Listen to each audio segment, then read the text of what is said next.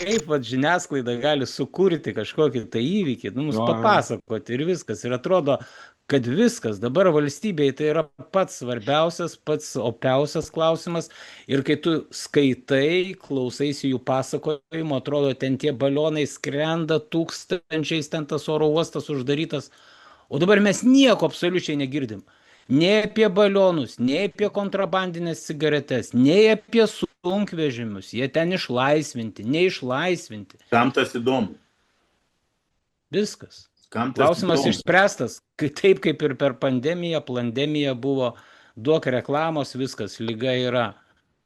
Žurnalistai nustojo rašyti, televizija neberodo, viskas, lygos nebeliko.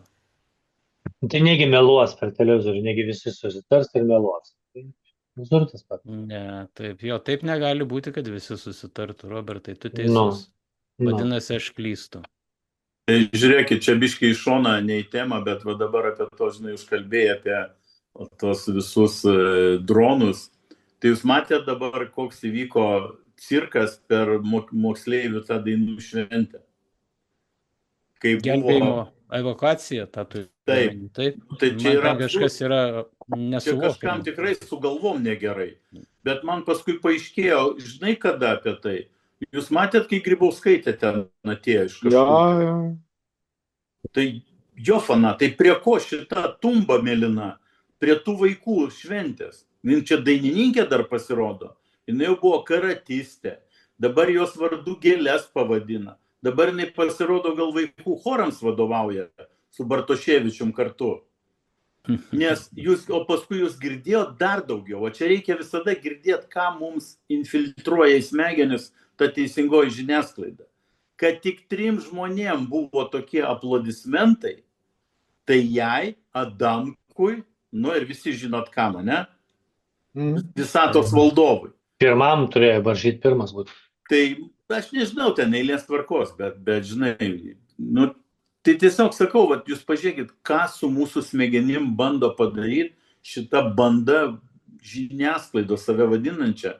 Aš nežinau, nu, ar žmonės tikrai akli, kurti, ar jie nesupranta, kas čia vyksta. Nu, kaip galima ploti žmogui, kuris praktiškai sugriovė mūsų teisinę sistemą. Bet pats atsakėjai, Gintarai, savo klausimą. Nu, pasirodo žmonės buki baraniukai. Nu, pažiūrėk, Grybauskaitė, Grybauskaitė, skanduoja visi. Nes pabandyk neskanduoti, kitą kartą nepaims tave į tą chorą ir negalėsi dalyvauti. Ir ne už pinigus jie ten skanduoja. Tikrai ne už pinigus. Būtent ne už pinigus, nes yra visur vadovai pastatyti. Ateities pinigus. Čia vėl mes per daug suvedami pinigus. Žmonės iš tikrųjų yra buki, reikia tą pripažinti. Nes ten tikrai neatėjo, ne kiekvienam nesumokėjo tėvelių ir vadovų ir ten vaikui, kad jisai ištartų tą žodį Grybauskaitė. Taip yra per laiką nubukinti žmonės ir netikri pranašai įdėti jų galvas ir protus į smegenis. Nu, tai čia yra ideologinis karas laimėtas. Puikiai įvaldė visas tas technologijos. Mes pralaimėtojai esame, mes turim tą pripažinti ir galvoti, kaip dabar su to gyventi. Ne, mes nepralaimėtojai, tie, kurie... Mes nepralaimėjom. Mūsų nepaveikė. Taip, mes nepralaimėjom. Žiūrėk, aš kalbu apie tą barikadų pusę, kuri yra su mumis. Šiai dienai mes neturim daugelio dalykų. Mes neturim resursų, mes neturim žiniasklaidos, mes neturim teisėsaugos. Mes greit neturėsim išėjimo ir į tokius kanalus, kokie mes esam. Tai nežinau, ar mums pavyks išbūti eterėje dar tiek laiko, kiek mes esam. O mes jau 3 metai. Bet matant visas tas tendencijas, tai aš manau, kad tas stalinizmas jau atėjo. Mes tik tai dar jo nejaučiam. Nes jie dar kol kas tik tai, žinai, kai va tu atvažiuoji į kokį, žinai, kempingą, tai tu pirmiausiai ką padarai? Sustvarkai tą, žinai, žolytę, tada užsikali kolelius, pasistatai palapinę. Tai va dabar yra šitas momentas. Dabar jie statosi virš mūsų palapinę. Ir va mes labai greitai pajausim, kad mes jau esame viduje. Bet gintarai, mes vis tiek nesam pralaimėtojai ir mes nebūsim tokiais, mes išsaugojom, tu atsakai, mes neturim to, trečio, penkto, dešimto, bet mes turim išsaugoję ir aš tikiuosi ir tikiu, kad mes išsaugosim tą blaivų protą, kritinį mąstymą, neatsiklaupsim, kaip pasakyti, nenusileisim, nenusižeminsim, išlaikysim savo tą požiūrį ir savo. Nu, bet gerai. Tai gintarai, tai labai svarbu yra, o visais laikais iš tikrųjų taip ir buvo. Didžioji dalis žmonijos visada buvo labai lengvai, ją galima manipuliuoti, valdyti ir ją pasitelkiant sukelti ir karus, ir visokias revoliucijas. Ar galvojam, mes tikrai dabar lietuvių tautai iškovojom nepriklausomybę?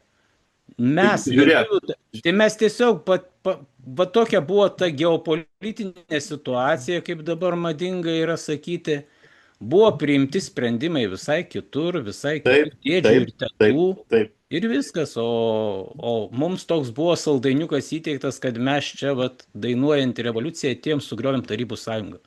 Nu, reikia naiviems būti, jeigu taip iš tikrųjų yra dar žmonių galvojančių. Tai. Čia visiškai su tavim, Alvi, sutinku, nes, pavyzdžiui, ir aš tikrai tikėjau tą pasaką, kad Islandija buvo pirmoji, kuri mus pripažino.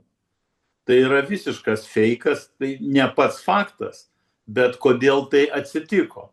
Ir kitas dalykas, juk mes visada, kai dar aš puikiai tos laikus prisimenu, man buvo apie 30 metų, aš dar buvau sveikam protė, ne taip kaip dabar čia mane visokių vadina, žinai. Bet mesgi kovojom prieš tą patį KGB, ne?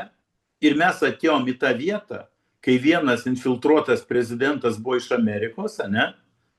Kita infiltruota ten visi žinom, iš kur jinai atėjus, kad jinai iki 91 metų Liepos mėnesio gaudavo pinigus iš tos pačios Borokevičiaus partijos, kuri gaudavo savo ruoštų pinigus iš Maskvos.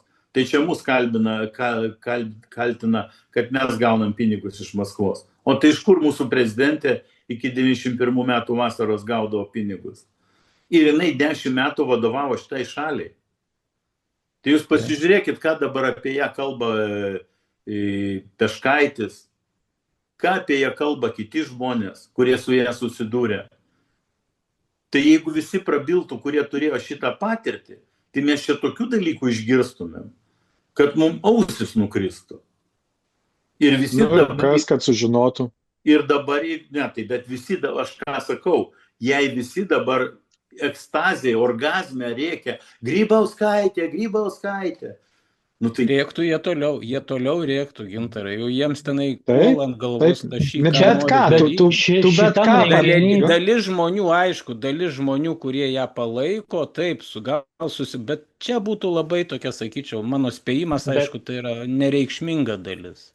Čia tai yra vaikų renginys, ar ne? Čia vadovai pasakė, opa ir su... Bet buvo kiti renginiai, kur susirinkę buvo tokie startuolių. Dėl šito renginio, kaip tu vadini, tai man yra žymiai mažiau klausimų. Todėl, kad ten susirinko visas Delfi elitas, mes puikiai žinom, kas ten tokie papuola į tos renginius, ane? Ir va ten visi buvo tie, kurie nuo šitos sistemos tiesiogiai priklauso, vėlgi pasikartosiu, per pinigus. Visi tie startuoliai ir visa kita. Jūs pasižiūrėkit, dabar pakalbėkit su verslininkais. Kas negauna valstybinių užsakymų, tiem yra mišios. Visiškos mišios.